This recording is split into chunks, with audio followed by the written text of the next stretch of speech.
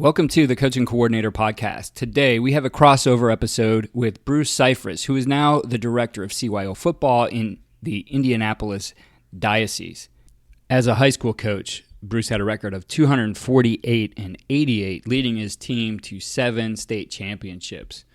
He's done an excellent job in his career as a football coach and now continues to help the game in a different way as the executive director of the Catholic Youth Organization of Indianapolis.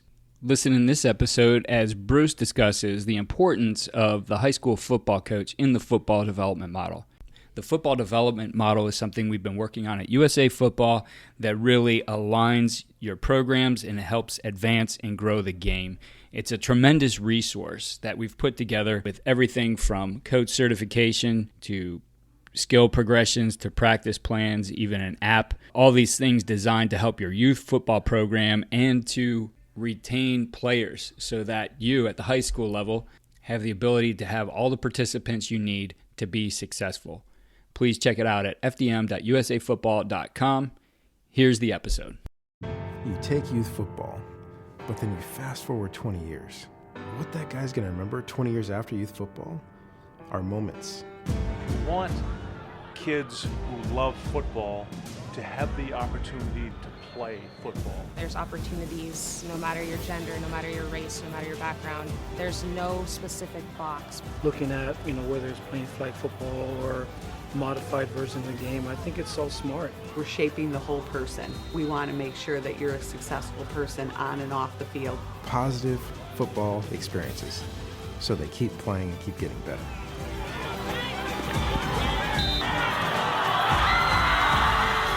This is Football for All. On today's Football for All podcast presented by USA Football, we discuss bringing the football development model to your community. And joining me to discuss that today is the former head football coach at Roncalli High School, Coach Brice Scifres. Coach, great to have you here today. Thank you so much, Keith. Pleasure to be with you. Coach, before we get going, just so our listeners understand a little bit about who you are and what you've done, I want to just share with them some things you've been able to accomplish over your career. You did retire from teaching and coaching in 2017, though you remain involved in football as the current executive director of CYO Athletics in the Archdiocese of Indianapolis. You oversee 24,000 youth and 7,000 adult volunteers. So a lot on your plate still as far as athletics. The former head coach at Roncalli High School in Indianapolis, you won 7 state championships, which is in the top 5 most state titles won in Indiana. 3-time Hall of Fame inductee and the 2018 National Football Foundation Distinguished American Award recipient. So first of all, Coach, congratulations on an outstanding career and also thank you for remaining involved in the game. Oh, you betcha. Yeah, I always felt blessed to be able to coach at a school like I did there at Roncalli High School and work with some great kids and great families. And like everybody else that loves the game, I've always had a true appreciation for the life lessons learned and the way that the game, especially when it's coached the right way, changes lives. So, yeah, I've just been so fortunate to be a part of that, and even though my days officially as a coach are over, the last 3 years been able to work with it from an administrative standpoint with the CYO. So feel very blessed to be a part of that as well. Coach, how did you get involved with the football development model? We are we're very fortunate here in Indianapolis that the USA Football Central Office is here in Indy, and actually about a 6-minute drive from the CYO office to USA Football office. So they have just been so good, just phenomenally good, really, to work with. And we, in the last 3 years, as I've been with the CYO, we've seen, as has happened across the country, just declining numbers in participation really over about the last decade. But, we just felt like we needed to look into a couple of different things, to try to change the tide a little bit and stop the numbers loss. And we were just looking for different ideas, solutions potentially, and sat down with the good folks at USA Football and began to share ideas. And really that's how the concept, I guess, of looking at a new model came to light. One of those first things you were exposed to were the new game types, specifically rookie tackle. What was the thought when you first saw rookie tackle? We initially became interested in the rookie tackle concept a couple years ago.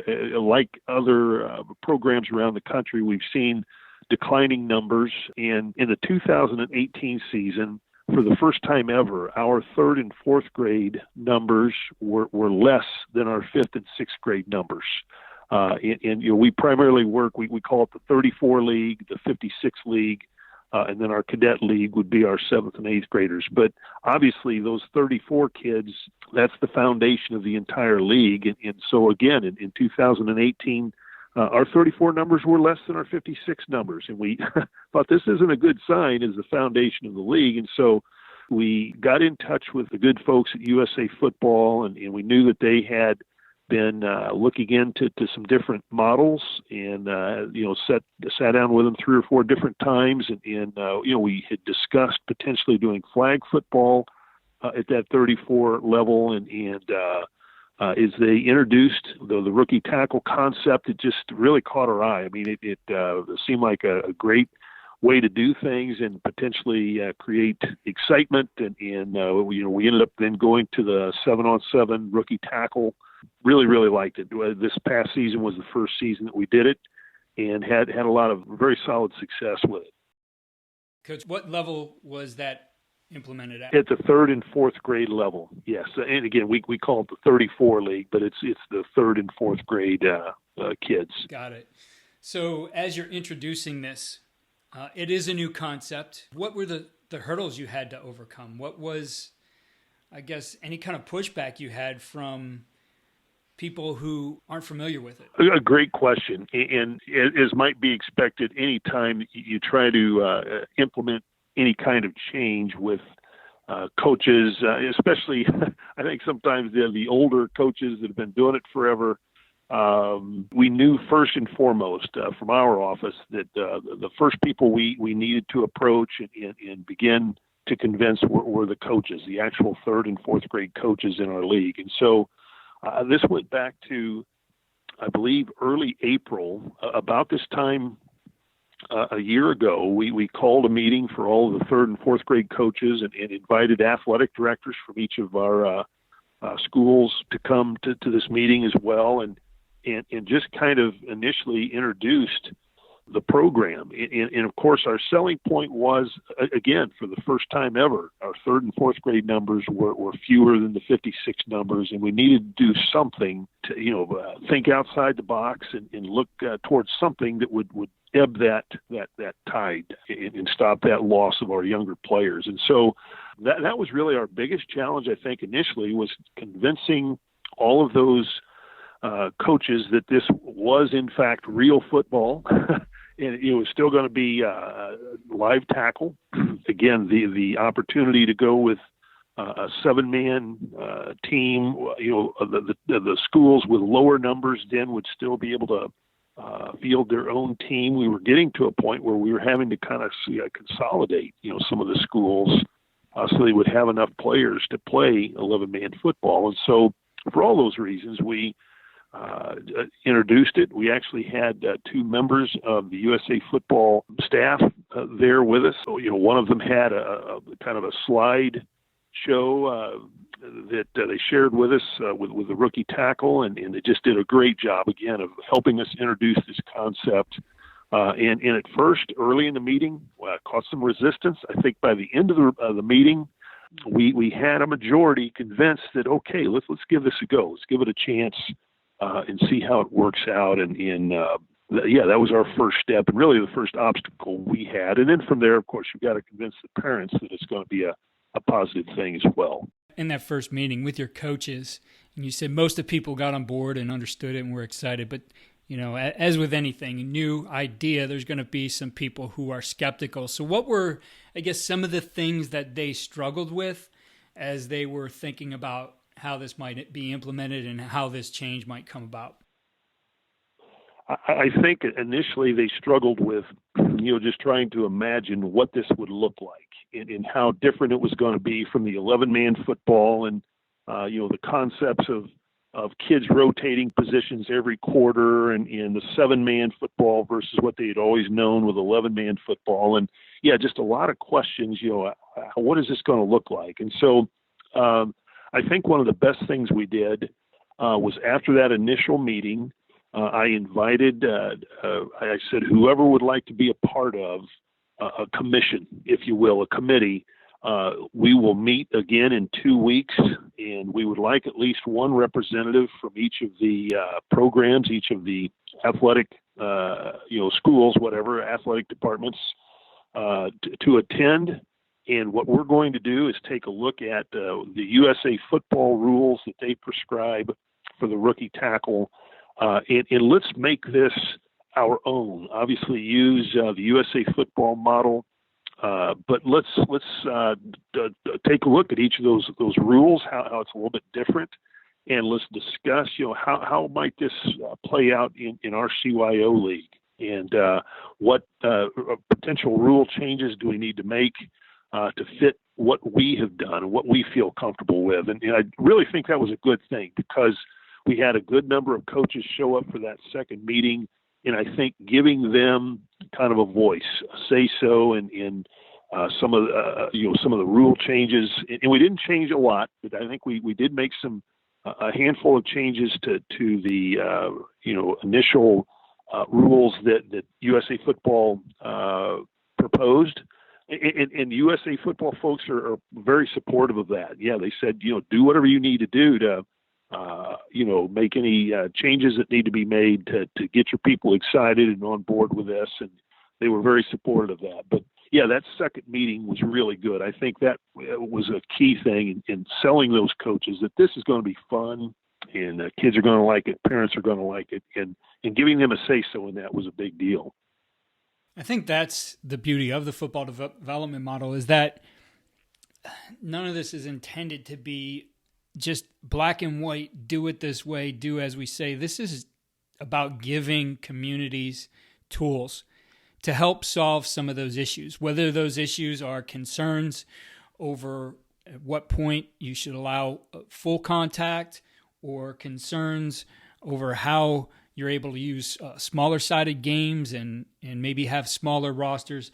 There's all kinds of things that can be done along this progression, along this model, that you can tweak it here or there and really make it your own and make it something that fits perfectly for your community. And I think that's what you guys were able to do. You bet. Yeah. And that, as I look back on it, we have had some flag football with first and second graders. And again, just looking to think outside the box, do something a little bit different. We had considered doing flag football with our third and fourth grade kids.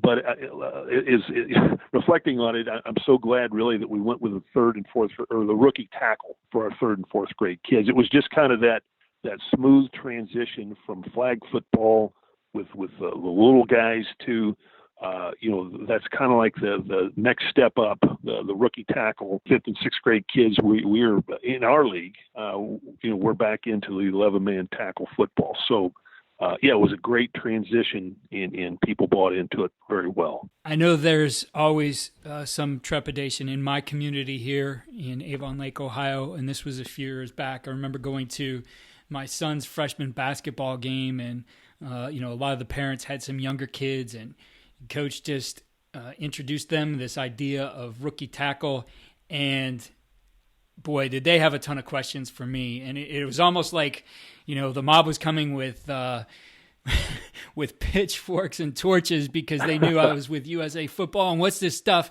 And, by about 10 minutes into the conversation, I could explain it to him clearly what some of the objectives of what we were doing and how it was a good thing. And, they trusted my opinion, having coached football for so long. But that parent group is probably the next one that, you're going to have to go through this whole process again. So what was it like as you introduced this to the parents? We, sent out a mailing from our office to the athletic directors to share with the parents. And then again, through that second meeting that we had with the coaches, we just really emphasized, hey, coaches, within your particular parish team, the families you work with, it's really important that you help us here in sharing the message and why we're doing what we're doing, and your demeanor in delivering that message is going to be huge. If parents feel like you're excited about it and that you believe that it is a step in the right direction, 98% of the parents will probably come on board with it and feel the same way. So, yeah, we did send out a couple of messages from our office to the parents, but then also really heavily relied on our coaches to talk it up and be positive about it, and I think that was very helpful. In looking at the process overall in making this change, what was the hardest thing about implementation? As we've kind of talked about, initially getting the coaches to be fired up and positive about it, I would say the kind of the second thing was just ironing out the wrinkles. The first 2 or 3 games that we played, kind of figuring out little things that we needed to tweak and so forth. And we did make 2 or 3 minor changes kind of midstream there before we got to the playoffs. And so, yeah, just kind of figuring out what was best for our league and our kids, and ironing out those wrinkles was important. So as a coach, you're always familiar with, the things happen on game day, and then you're able to go back and review and make some of those changes and look at how you might do things in the future. So with that in mind and that perspective, Coach, what piece of advice or wisdom would you have for league administrators who are considering whether or not adding an additional game type is worth the effort? I would say if administrators, commissioners, whatever, if you feel that your numbers are declining, if you feel that maybe there is waning interest in the game in your community, by all means, we need to investigate a couple of different options. What variations can we bring to the game? It does a couple of things. One of the things about rookie tackle is it really emphasizes the heads up, no players in a 3-point stance at the snap of the ball. And so we were able to really sell that for our 3rd and 4th grade parents that, it's maybe a little bit safer introduction to the game with this young group of kids. And so we talked about safety with the parents. That's always a huge thing. But again, for the leaders, the administrators of leagues, just contemplate, I guess, what creative thinking can we have to try to restore and rebuild numbers in the game, and then convincing our coaches and parents that this is what's best for our league. This is what's best for the game of football. And I think along with that is administrators, we need to continue to sell to our constituents, I guess, our parents, our coaches, that this is the greatest game that's ever been created. And all the valuable life lessons and the merits of the game, for us to sit back and do nothing and watch, numbers fade and the game kind of wilt on the vine, we're doing a terrible injustice to the game and what the game has to offer. And those who coach and administrate the game are probably doing what they're doing because the game had such an impact on them, probably changed their life. The game of football changed my life. And that's why I have committed most of my adult life to trying to maintain the game. And so I think most coaches and administrators of the game would say the same thing. So, yeah, we need to just continue to work hard and be creative and do everything we can to build the game and keep it as strong as it can be, so our younger generations can learn those same life lessons and become the men they were created to be, and for the game of football helps us do that. We can't let that go away. Coach, I was on a panel, actually led a panel in 2019 at USA Football's National Conference, a league that had implemented this in Texas.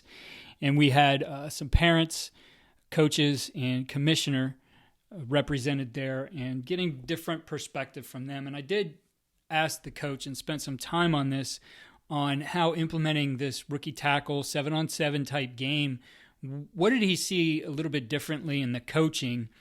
And what he shared with me, I think, is important. He said, number one, because there were less moving parts, there's not 22 on the field, some of the scheme things that you see were de-emphasized. You didn't have to necessarily spend as much time running play after play after play, that there could be more time spent on development, and that because the game was really new to people and different, a lot of times we bring what we know to the table. So a lot of times it's that that guy who played the game 10 or 15 years ago and now has a young son or daughter ready to play and says, well, I know a little bit about this. I'll come out and do this.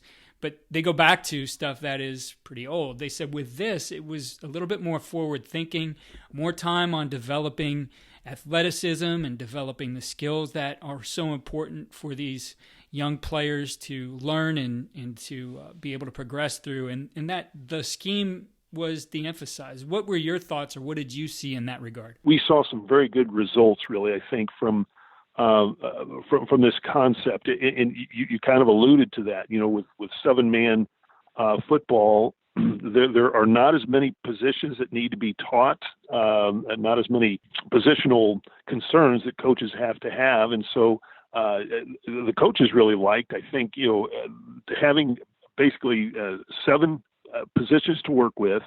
And every kid learns all of those positions in our league, and it's prescribed by USA Football. Every quarter, the kids should rotate positions. So if a kid plays, for example, an offensive line position in quarter 1, in 3, in quarters 2 and 4, they should be a back or receiver on offense, and likewise on defense. If they're playing the D line in quarters 1 and 3, then in 2 and 4 they should play linebacker or safety or defensive back. So to your point, the kids got to rotate around and play every position. So I think you have a much better skill development, overall football skills on both sides of the ball. Playing time, I think parents are really excited that their kid is their sons or daughters, if the league has girls, get to play a little bit of every position, and they learn that through practice.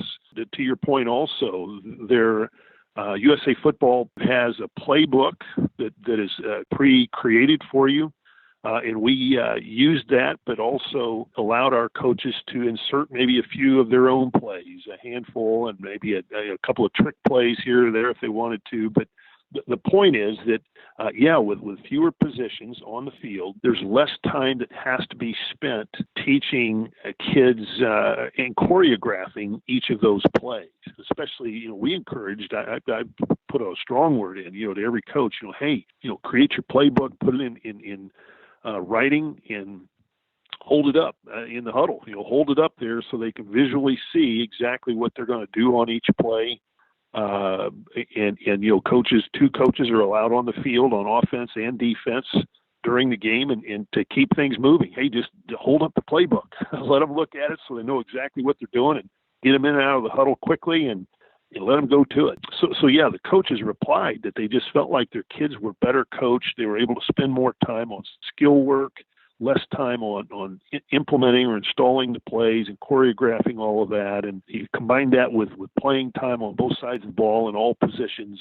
I think it just makes for happy kids and certainly happy parents as well, and that's all really good stuff. Coach, since that time you first saw rookie tackle, we've continued to evolve this whole football development model, and we saw a need in some places with a game that kind of served as a bridge between flag and the full contact rookie, and communities around the country have implemented a padded flag with rookie tackle rules. So that players learn and maybe get a year or possibly 2 years, depending on who you're talking to, but they get that opportunity to carry their pads. They're still pulling flags. They're starting to learn elements of contact, how to block with their hands, how to use their shoulders. Yet at the same time, they're not getting their bodies into that position where they're going to leave their feet, which I know you as a coach, the same as me, that was always one of those challenges you wanted, especially in practice, players to stay on their feet. Players who could stay on their feet mean that they're more athletic. They're bringing their feet into the play, into the different things they need to do. I feel like that's an important part in the progression for people who are looking at different ways. And the other thing is what we've heard from people around the country is that padded flag also helps them transition kids from flag to tackle, that there are places where they don't see that transition, that they lose numbers when you go from flag to tackle. But now when you add the padded flag element, it's been a nice bridge. So just wondering your thoughts. I know you haven't installed that yet as part of what you're doing, but your thoughts on the limited contact versions of the game. I think that, Keith, that's a fascinating concept. And I think for leagues that are maybe looking to find, that go-between, and I certainly appreciate USA Football's efforts to continue, this development model of finding kind of, those in-between stages to allow kids to move from one level to the next. I think that there's a lot of merit to the padded flag. Our rookie tackle with this age group was ended up by the end of the season being so popular. I don't see us going back or stepping back into a padded flag, but I would think for some leagues that might be the perfect thing, for this age group. But I think just directors, whatever, commissioners, just to explore the different possibilities and all the different things that USA Football is working on developing, to look into those things and maybe the most trusted coaches in your league or athletic directors in your league, sit down with them and run those ideas by them and pick and choose what works best for your community and your kids. And I think it's a great idea, the different levels, and that seems like a very good introductory level from flag to live tackle. Coach, in all fairness to the different perspectives out there, you will hear people who are maybe pushing against making these changes, that games like flag or padded flag or rookie tackle are nice, but they're not the real game. So as somebody who's coached his teams to a very high level, as we said before, 7 state championships, you've had an incredible career, you've been that championship level coach. What are your thoughts relative to that type of thinking? I'm old enough where I would say that, many would say I'm kind of an old school coach. I believe in the discipline and the hard work and commitment and respect and a sense of duty and honor. I mean, all of that to me is part of the game. And so in all those ways, I'm about as old school as anybody can be in respect and in all of that stuff. But in regard to the development of the game and building the game, rebuilding the game, I've grown to believe that we need to be open as we look at, again, declining numbers across the country, and we can kind of bury our heads in the sand and say, well, it's a man's game, and there's only one way to play it. We could do that, but I think if we do, we'll continue to see declining numbers. And there's just so many factors that go into those declining numbers. Ongoing struggles with other sports, the travel in fall baseball leagues, the AAU travel basketball, and the other sports get to play 4 games a week. Football only gets to play 1, and all those things we hear, all the different reasons why people will give that the game is declining. Again, we can bury our heads in the sand and just say, well, kids just aren't as tough as they used to be, or their parents aren't as tough with them, and or we can say, maybe this is where society is heading. So what can we do to make adaptations and adjustments and continue, again, to provide this opportunity for kids to play this great game, a game that will change their lives. Again, if we approach it and teach them and coach them in the right way, what do we need to do to adjust and acclimate to changing times? And so, that's what I would say to those that say it's not real football. I'll tell you, after watching a season of rookie tackle, it is real football. I mean, they're getting after it. The kids are playing hard and playing their hearts out, and parents are cheering, and it was exciting, and it is real football. I guess that's what I would say. And even the padded flag football, if that is an introductory stage of the development model, we need to be open to that. At a certain age group, if that's a good way to get parents and kids excited about making that transition into full live tackle, then so be it. I think we need to continue to do whatever we can to, again, build and rebuild the game of football. Coach, you said it perfectly, and that's what it's all about, being able to provide football for all and continue to advance, grow, and unify this game. I appreciate you taking the time today, and I appreciate the work that you continue to do in your community to help football. Thank you so much, Keith. It was a pleasure to be with you today and share some ideas. Thank you for your interest and support in the football development model. We cannot create a stronger sport without you. Head to fdm.usafootball.com to get involved. We'll see you next time on the Football for All podcast.